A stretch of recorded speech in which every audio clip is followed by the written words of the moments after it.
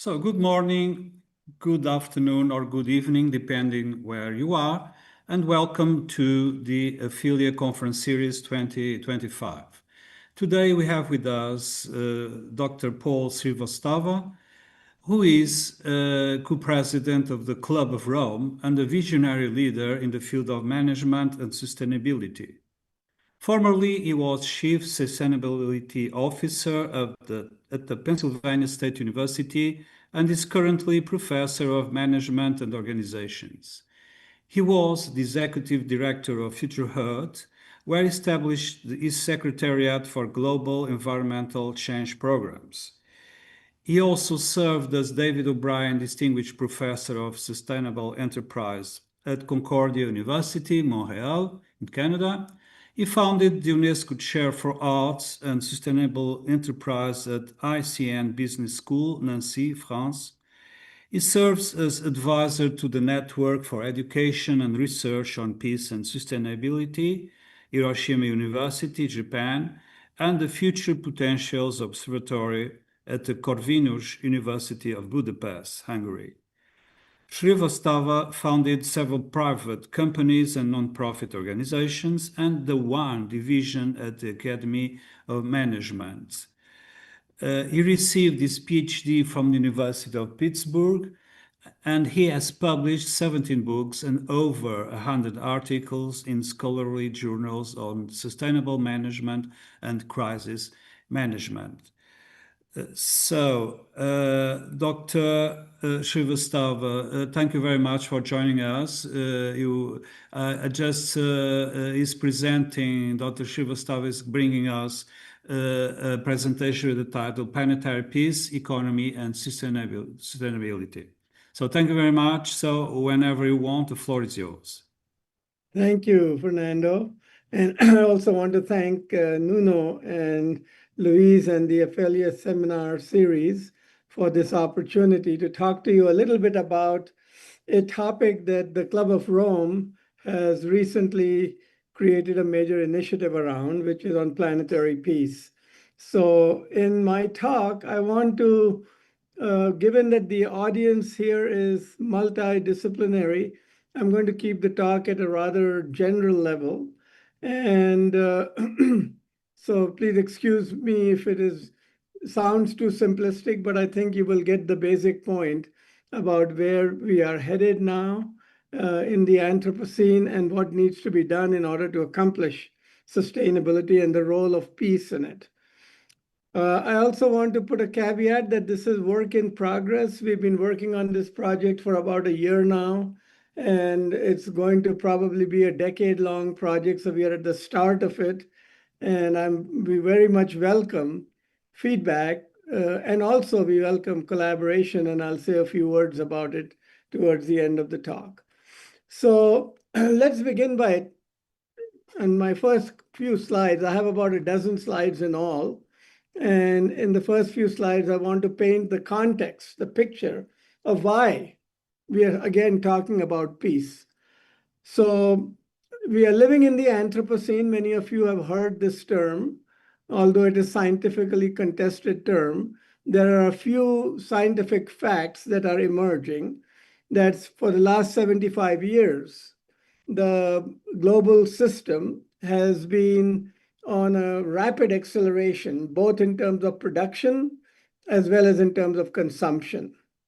So on the left-hand side over here, you see a few graphs which describe what is happening in the social systems around the Earth and what is happening in the ecosystems, the natural ecosystems.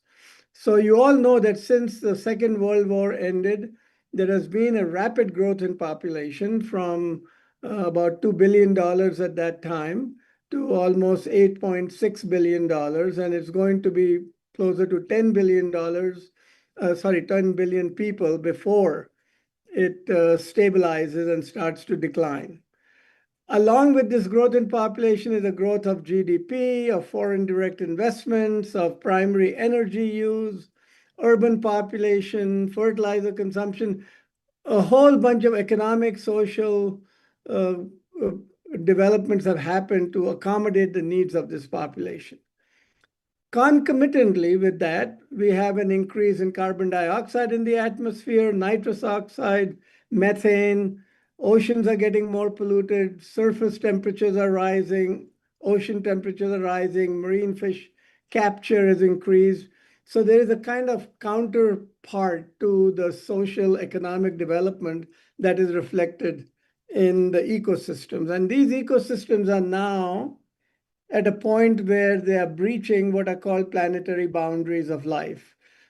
Scientists have been tracking these boundaries for over a decade, and there were 7 boundaries that were being tracked originally by the Stockholm Resilience Institute, and now there are 9 boundaries that are being assessed, of which we have already crossed 6.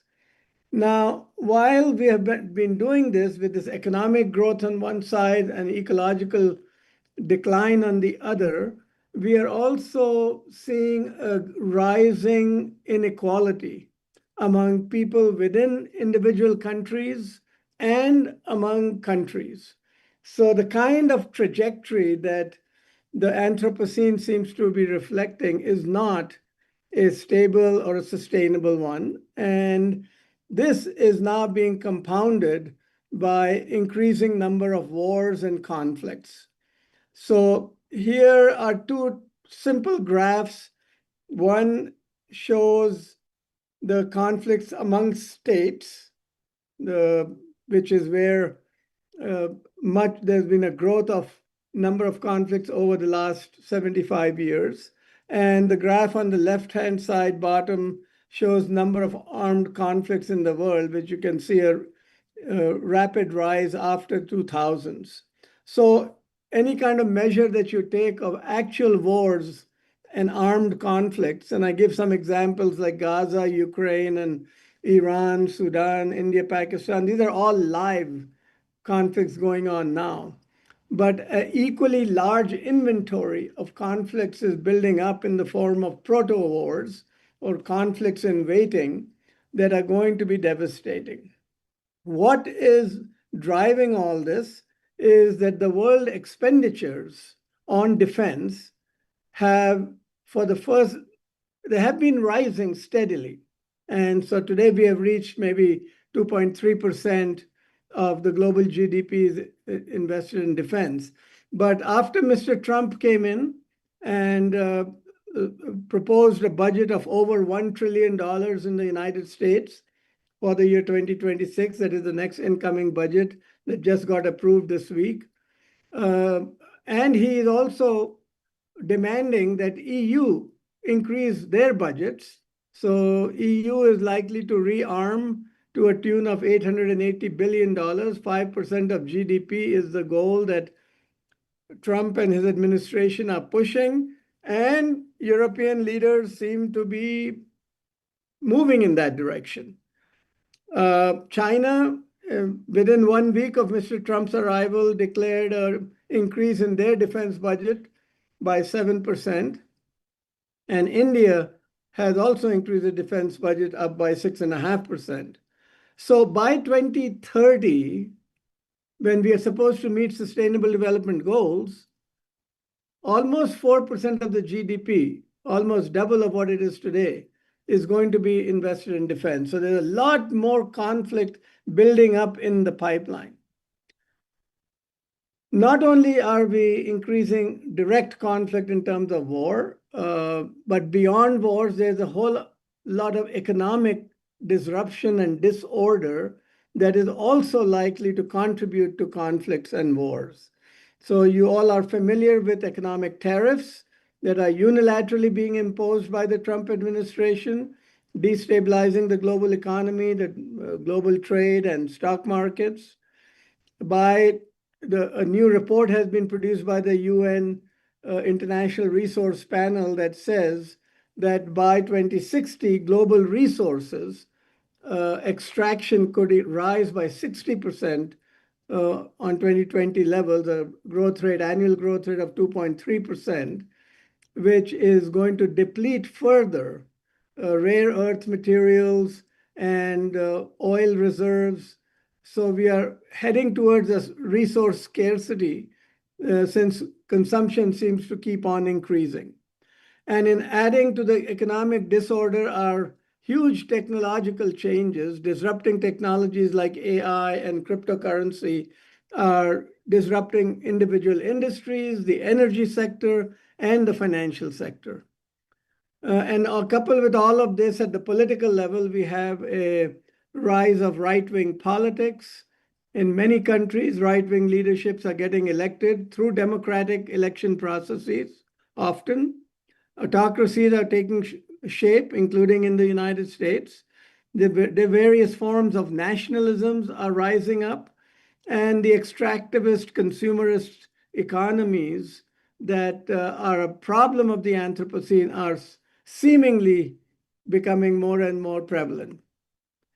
So you take all of this picture of the Anthropocene, and we at the Club of Rome come to the conclusion that the traditional kinds of risks of war and conflict are not the only source of risks. Many of these traditional security risks are now morphing into what are being called existential risks that are represented on this screen at the bottom. There's, of course, ecological catastrophes and extreme climate change and global pandemics and global systems collapse, different types of technologies like nanotechnology, artificial intelligence, nuclear threats, synthetic biology threats, and all of them are emerging at a scale that can transform humanity. So for the Club of Rome, we need to rethink how we deal with all these conflicts and risks. And on the right-hand side of this transparency, you see something that Kate Roberts, one of the members of the Club of Rome, has proposed as a donut vision of economics, in which on the inner circle you have social foundations and social aspirations that all people on earth deserve, that we should pursue in terms of food and water and income and education and resilience and jobs and energy and social equity and gender equity, etc. And on the outer circle, we have environmental ceiling of land use and climate change and water use and different types of cycles in phosphates and nitrogen, etc. So there's like an ecological ceiling and a social base. And in between is the just and safe space for humanity to pursue. So we need to bring our economies going into the future into this safe and just space. This is the challenge and one of the preconditions for sustainability. So if you think of the concept of peace that has been proposed in the past, it is highly inadequate to address this kind of a challenge. So the Club of Rome is proposing the notion of planetary peace, which is not about just avoiding wars and conflicts among nations. We have to do that, of course, it is important. It is not only about reducing victims of war and dealing with the hot wars that are going on. We also need to address the mass violence that is emerging from the collapse of natural ecosystems. And that is why we use the term planetary peace and not global peace, because global peace comes with a lot of baggage around nation statehood and national conflicts, etc. So we want to move the attention of people towards the new sources of risk in the Anthropocene that need to be addressed by a new peace discourse. So what is this kind of planetary peace that we want to advocate for? I want to give a couple of short riffs on this. It's not very detailed over here, but we have a concept paper on planetary peace for those of you who are interested in learning about more details. But broadly speaking, it attempts to bring three peace systems together. Peace within oneself. Humans need to first of all find peace in their own hearts, in their spiritual life. Peace with others, that includes peace between nations, but also peace with our neighbors, peace within our communities, non-violence practices in our social and cultural realms, and then peace with nature. We, in the last 75 years, have almost declared a war on nature. We are destroying nature through an extractive consumerist economy, and peace with nature would mean a very different type of economy that is now being fleshed out under our programs. So this type of planetary peace is not something for experts in military and experts in international relations to deal with. This is talking about peace in all spheres of life. So all of us have to participate. And we need peace-centric systems in the economic sphere, of course, but also in the educational sphere, in the health sphere, in the cultural and technological systems. The entire life system that we are talking about needs to be transformed to become peace-centric. And we need to move towards some vision of eco-civilization that I'll talk about in a second. So there are two basic principles that we are proposing as the basis for planetary peace. One is the principle of regenesis or regenerative thinking. And the second is the principle, is the North Star of eco-civilization or eco-technological civilization, if you want to include the technological elements of what's going on today. So I'll say a few words about regenesis. The principle is very simple. It basically says that the world is, the planet is a living system. And in a living system, you have to establish, really, and it's an interdependent system in which different subsystems interact with each other. And these systems need to be regenerated if they are going to become permanent and if they are going to not collapse. So the principle evokes renewal, rebirth, revival, restoration, more than doing no harm. It is an active position and a continuous reaffirmation of life. So when I say we want regenerative economy or regenerative agriculture or regenerative medicine, we are referring to a principle that says that we need to be able to do these practices in a way that regenerate life. They have to be in the service of life. So that's broadly the principle of regenesis. The idea of eco-civilization is a kind of direction that the global economies and Earth populations need to move towards, where they are living not outside of nature, not independent of nature and using nature as an asset to be exploited, but they are part of nature. And we are trying to build something that is harmonious with nature. And we are doing it for peaceful people on a healthy planet, sustainable and just society for all. And for all is probably the key term, because even currently there are a lot of people that are enjoying a peaceful and a healthy life and on their part of the planet that might be healthy, but it is not universal. So universality. And we're seeing this as a project that all of humanity has to participate in. It's not something that technical experts or academic experts can solve. Leaders in business, leaders in politics, citizens, all have to engage in order to achieve eco-civilization. I give over here a few examples of early attempts to build eco-civilizations. Bhutan, with its happiness index and happiness policies and building a happiness economy, is one of them, which has influenced and inspired the well-being economy movement, which is taking place in many countries now. And China, surprisingly, has also proposed what they call a economic policy of eco-civilization. It's not entirely clear that they contribute to the regenerative principle as I have articulated just now, but at least it's an attempt by a mainline large country to think about this issue and try to move in that direction.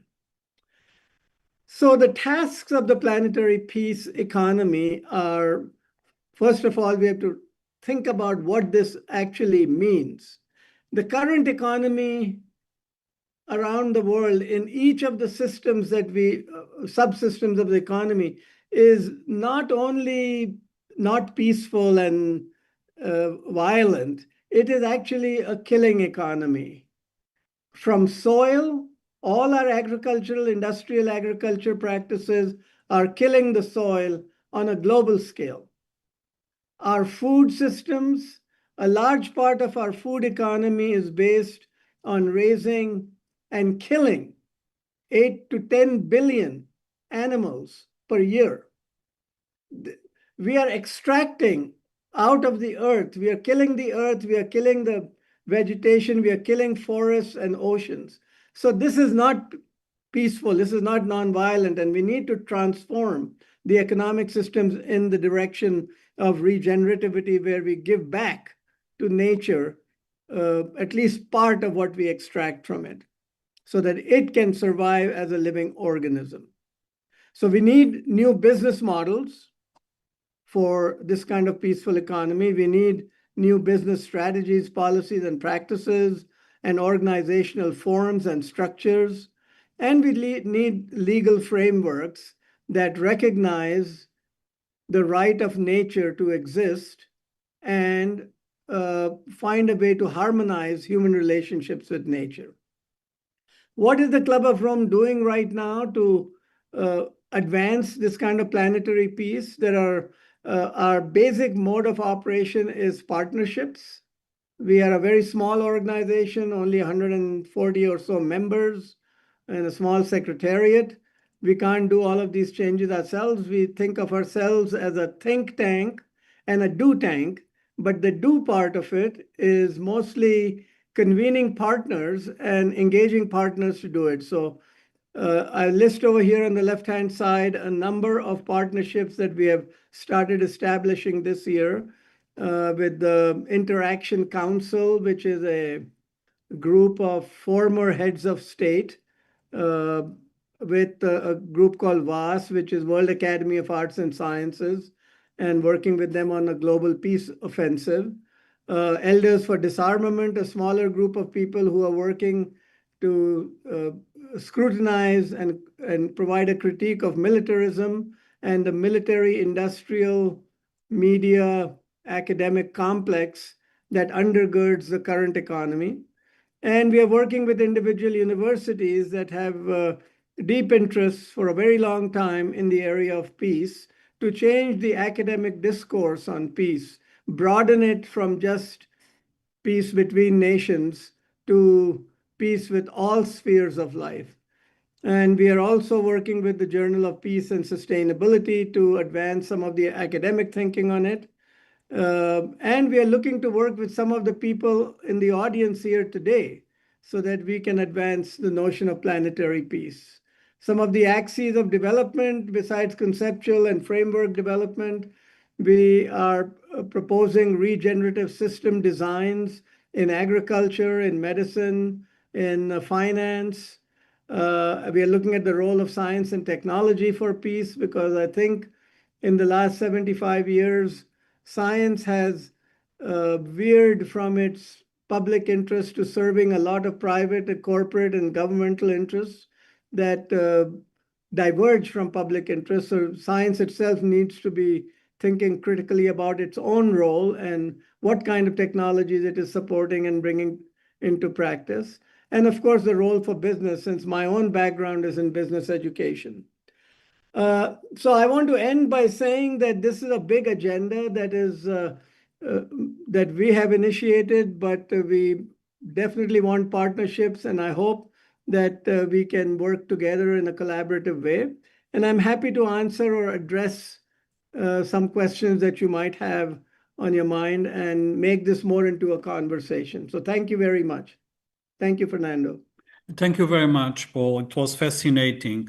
We have indeed some questions here. This moment. The first one It's like this. In your perspective, what are the main obstacles to implementing the principles you propose? Okay. Yeah, the main obstacle, that's a really good question because I think we have inherited a system, we have inherited a worldview, we have inherited a mindset in which peace has been very narrowly defined. So I think one of the big obstacles is just the conceptual frameworks that we bring to peace. We think of peace as something that is happening at the borders of nation or not happening at the borders of nation because of wars. We have a very narrow vision, and it does not take into account the disruption of nature and the disruption of ecosystems that are going to create mass violence that is 10 times bigger than any war that you can imagine. Climate change alone, a single disjuncture in ecosystem, can displace 100 million to 400 million people in the next couple of decades. So each of these existential risks that we are talking about needs to be centered more in our discussion of peace. So the conceptual barriers to thinking about peace broadly and then penetrating it into our daily lives. So what does this mean for us today? How do we do our economy? How do we do our education? How do we do our societies in a different way so that we provide a more comprehensive peace solution? The second biggest barrier is the interests of different groups, business groups, billionaires, political leaders. These formulations have a kind of limit or a boundary around nation states. Our politics operates within nation states. Economies are becoming more and more global, but they are still serving nation state interests. We need to move from that kind of a political orientation and jurisdiction to a more planet-sensitive, life-sensitive system. Many people are proposing bioregionalism as a way of reorganizing society so that we don't get stuck with border issues alone and we think about regenerating life along bioregional lines. There are many bioregion examples that are operating on a small scale. We won't have time to go into all of them, but I would recommend a book called The Territories of Life that my friend Grazia Borini Feyerabend has put out recently that talks about these case studies where bioregional living is becoming the norm rather than living under political jurisdictions. So we need to rethink the interest. What is it that we are trying to do? Are we trying to make some groups richer? Are we trying to make some nations richer, some regions better? Or are we trying to make sure that there is global planet-wide sustainability? The challenge that we have adopted at the Club of Rome is to think about this problem at a planetary scale and think about sustainability as a set of conditions in which life can prosper, flourish, and thrive for all.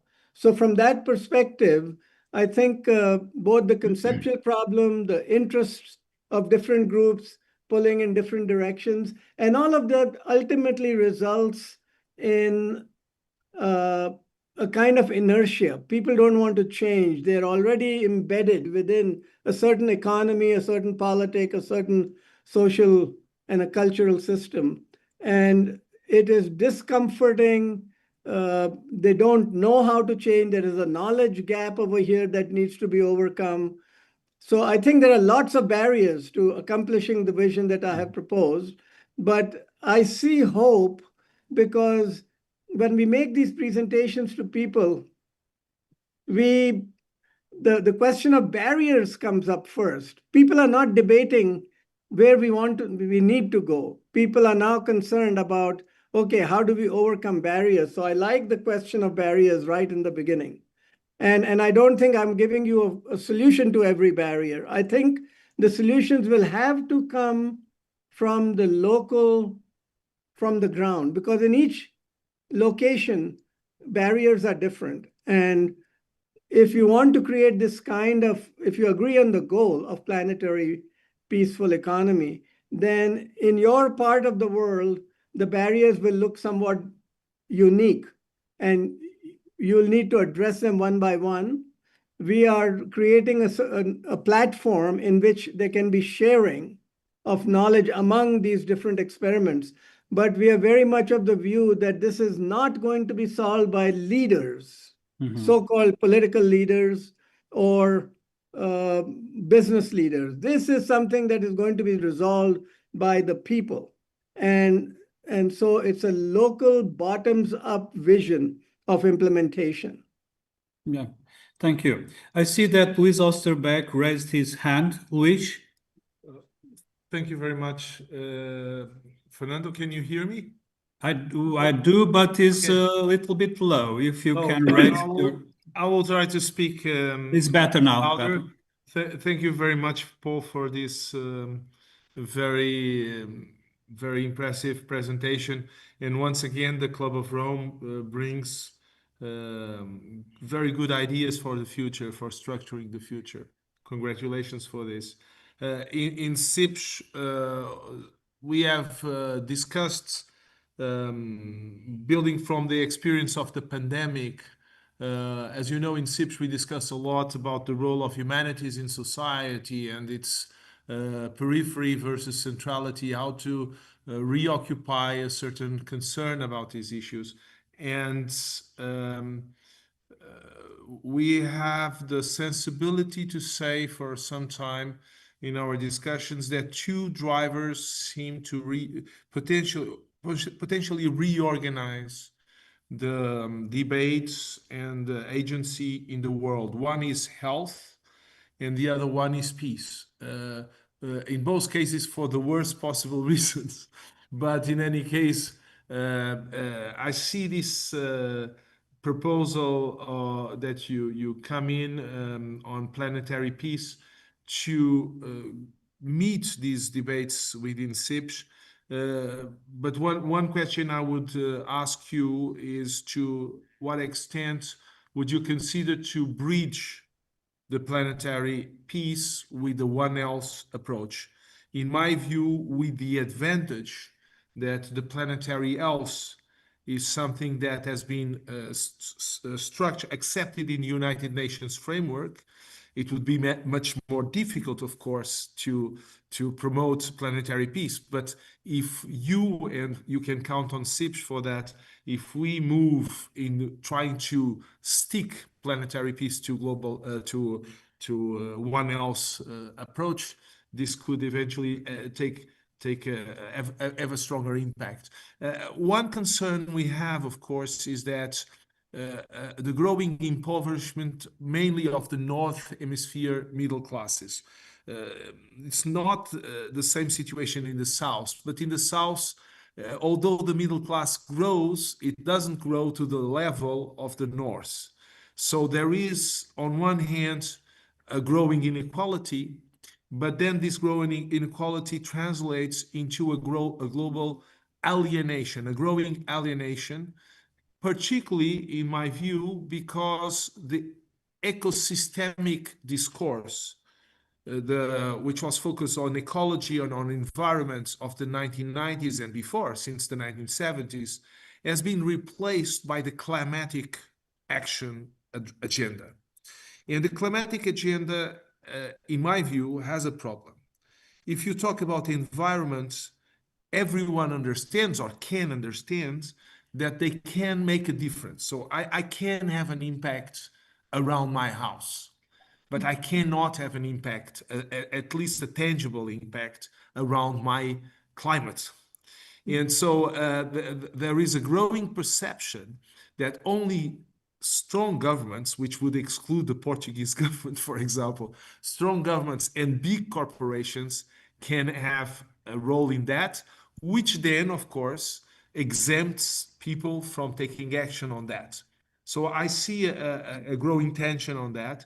And so a second question for you would be, don't you think that the accent on climate is a rhetoric mistake and a dangerous mistake in terms of societal mobilization? And my third and last question is, you said something about the business groups. And the fact, we could say that for the last 15 to 20 years, not to say before that, there has been a strategy to try to convince corporations that of a win-win solution in which the big companies would benefit from lower emissions of reduction gases and this kind of stuff. We could see now that to a certain extent this failed, in the sense that a little bit of political pressure on one side and a little bit of instability in the stock markets on the other side very rapidly is pushing big corporations into an extractivist approach and an inequality agenda approach. And my last question is this.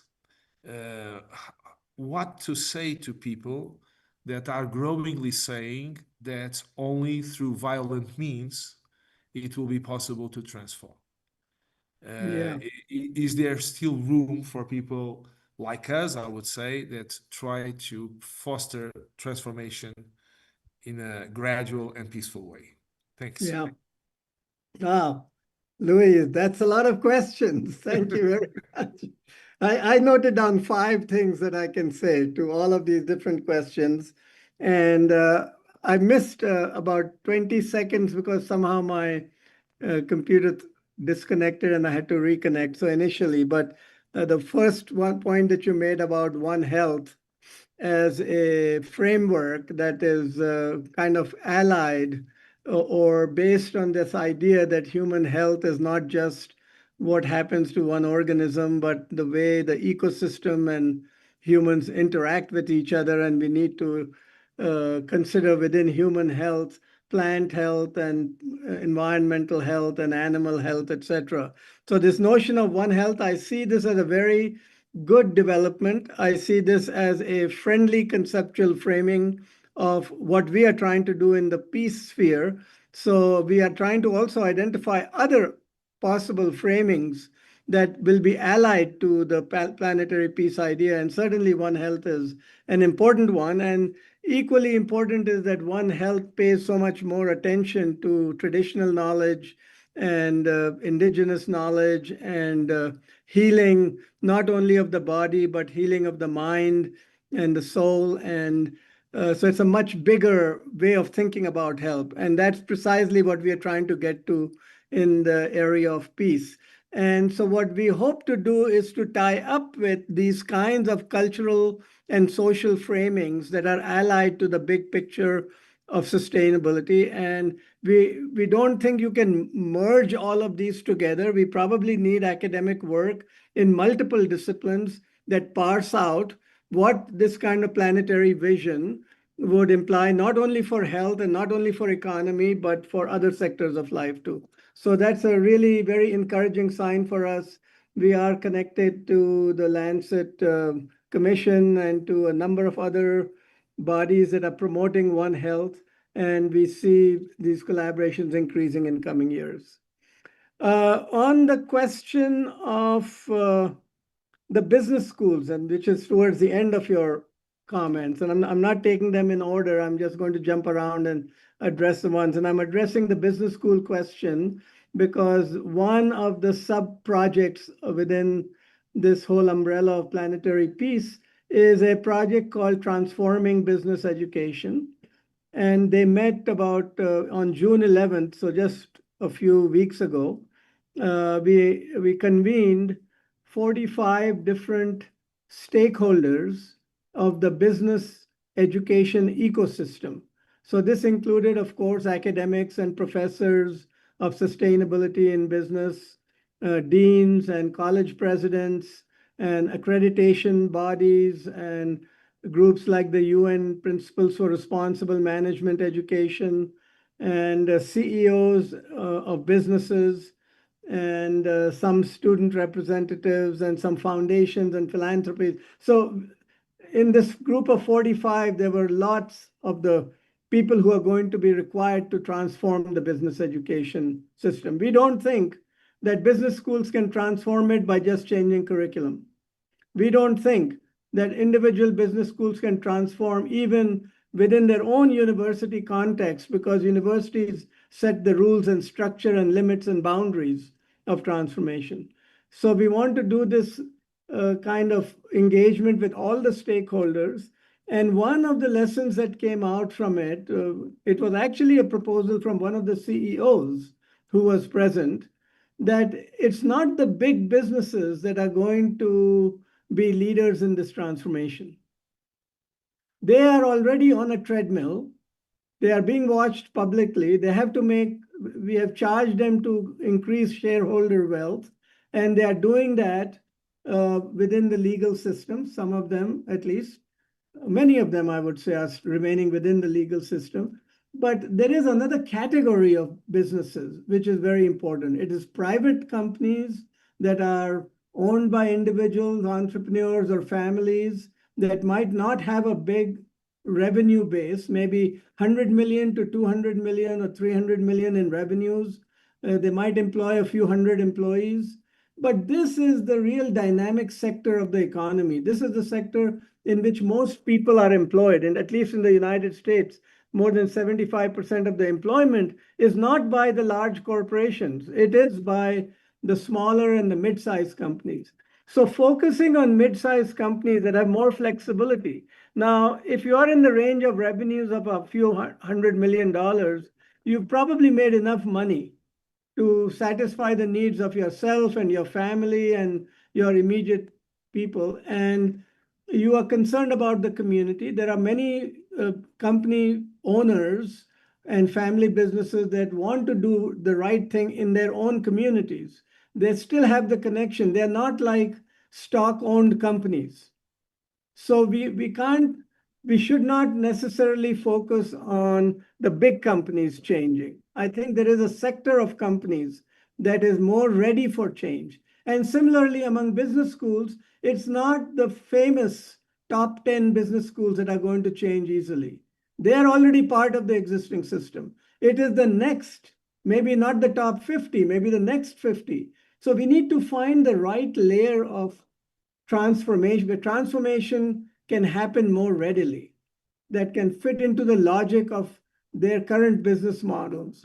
So besides this idea, there were many other ideas that came out, the need for building network of networks, because we are now finding that virtually in every area of business, there are people who are interested in the circular economy. They are interested in more principled, purpose-driven, conscious capitalism rather than the rapacious, extractive capitalism of the past that has been practiced by many large-scale companies.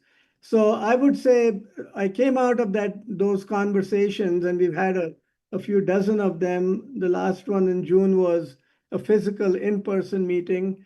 We are going to combine and expand on these ideas and take them to Davos in January and engage CEOs who have a desire to have a more purposeful business. I don't like to paint all CEOs, all businesses with the same brush.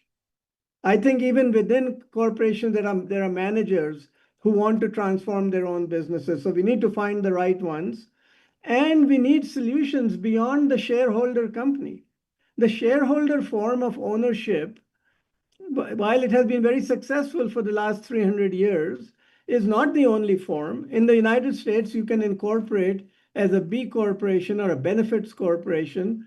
In other countries like Denmark, you can incorporate as a steward ownership corporation, where your purpose drives your existence, not profitability for shareholders or increasing the wealth of shareholders. So I think there's a lot of innovation that is needed, but there's a lot of possibility for action. So we are going to be pursuing that.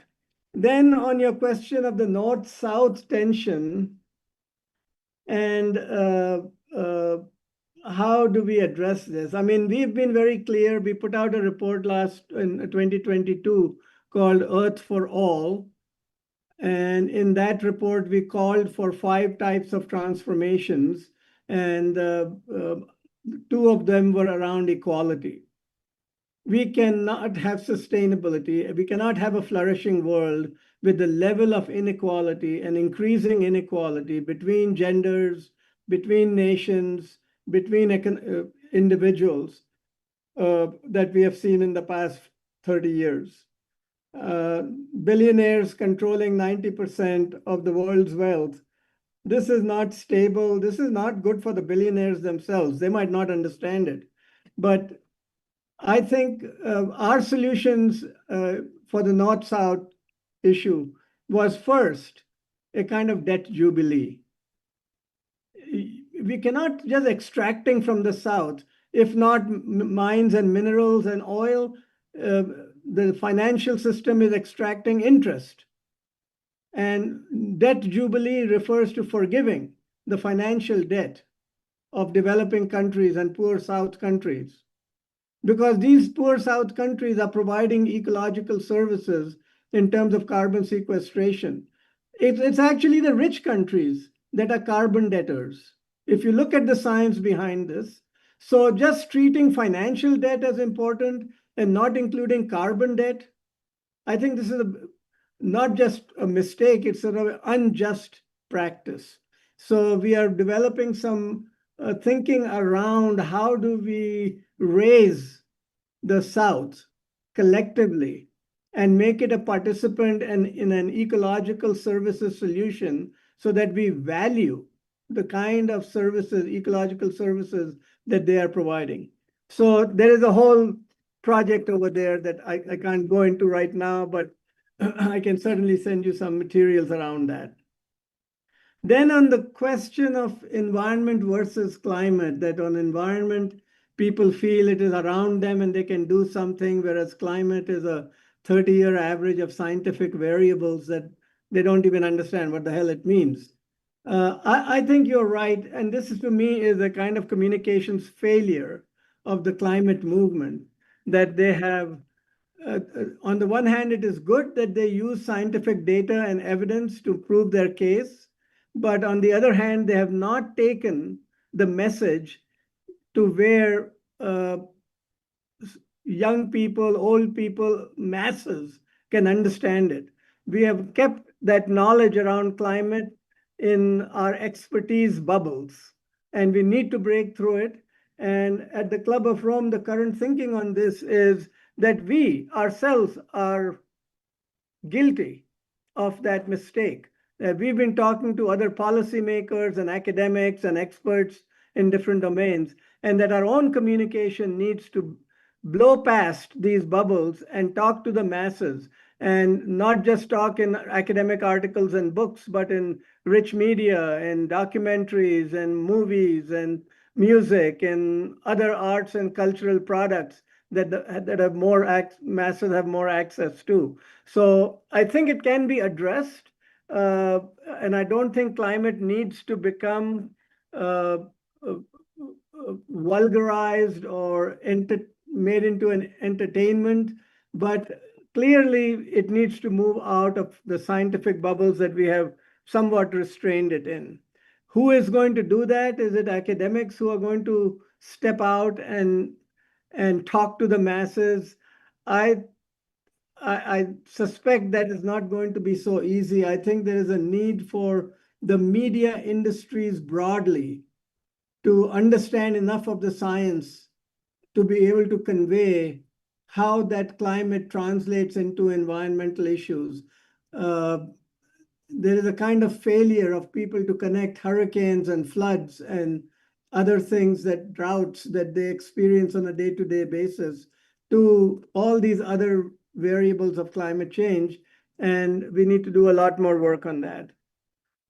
The question of strong government and versus the people, who is going to change the direction? I think historically we have leaned on governments and political leaders and business leaders to think about the common good, and they have not. There has been a complete failure, in my judgment, of government to solve problems. Most of the governments now are running deficit budgets around the world. And many of the governments are beholden to business funding and donations. Certainly in the United States, you saw in the last 6 months how a single billionaire investing less than $300 million into a political party, Trump's party, was able to tip the entire election, and not only the entire election, but the entire flow of political money from all his other tech billionaires into the Trump campaign. And of course, the results were apparent. So looking to governments and leaders as they're currently constituted, to me, is not likely to lead to a solution. I and many of our members of the Club of Rome have more faith in people and the ability to do small solutions at small scale in local situations that can collectively make a different impact. So we are both in our communications and in our solutions, we are trying to put together platforms in which individual action and small group action can become real.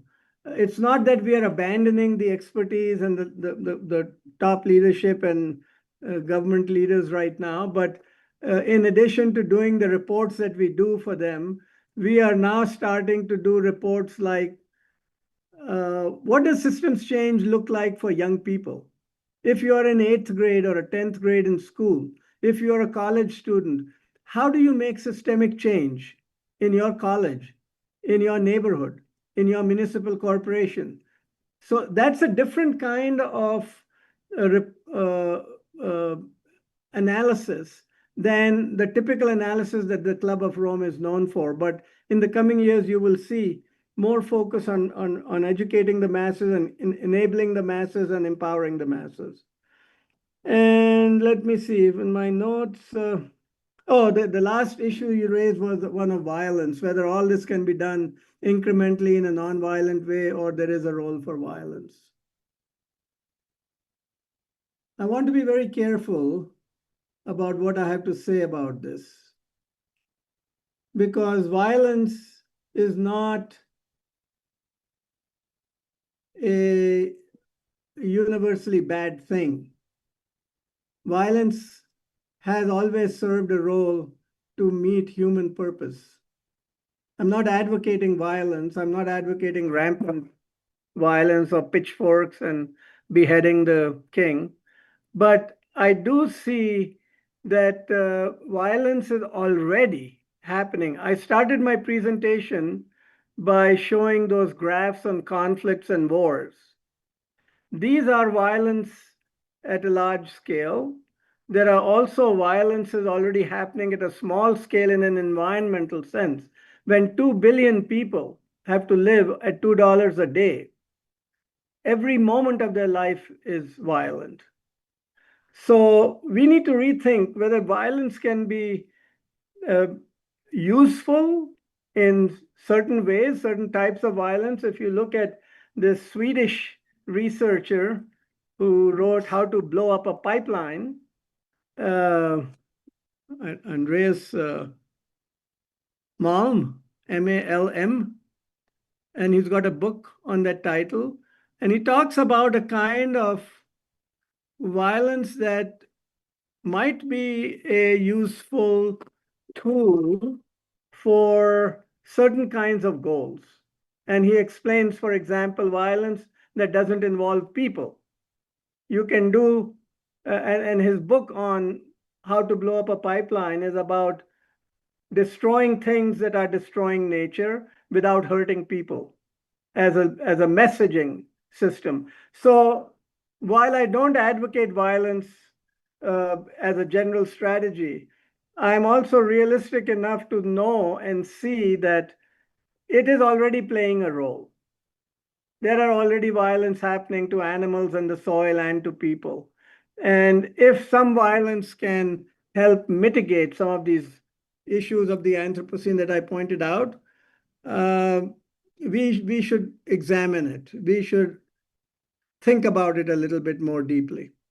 That's my response to your last question. And I hope I've covered most of them, but I might have missed some things. Thank you. Thank you. So we still have two questions, but we still have some time. So here it is. The next one. How to change the current, sorry, here the air conditioning is strong here. How to change the current neoclassical narrative that shapes most of contemporary economic activity? Yeah. Yeah, right. I mean, that again, each of these questions are really very, very interesting and very important questions. And these are questions that we've been thinking a lot about, changing the neoclassical narrative of the economy. We have got a couple of projects going on. One of them is called Beyond Bretton Woods, which was one of the foundational treaties that put the neoclassical economy into motion over the last 75 years. We have another project on building regenerative economies and regenerative livelihoods.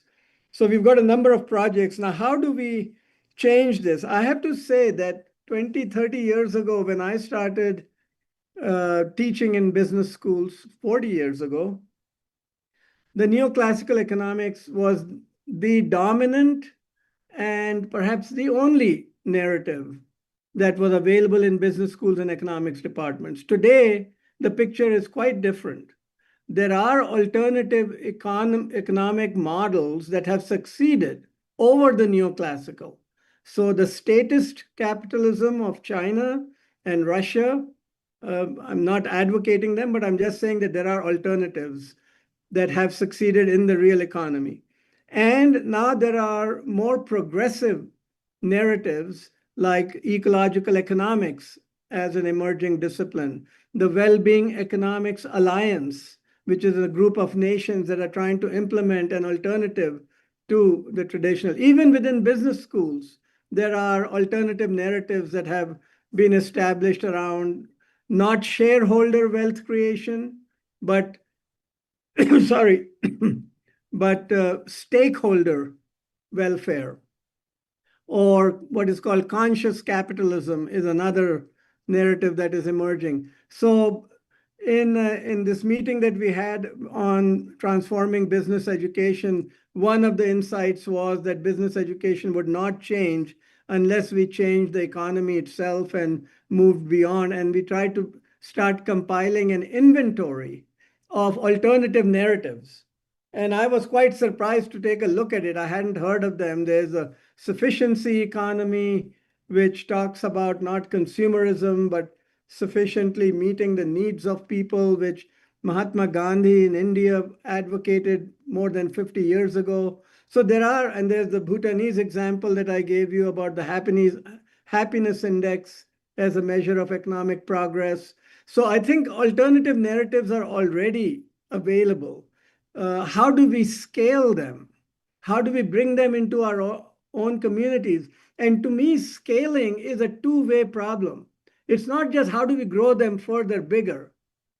It's also how do we translate them into our local situation? How do we scale them to what we can decide on?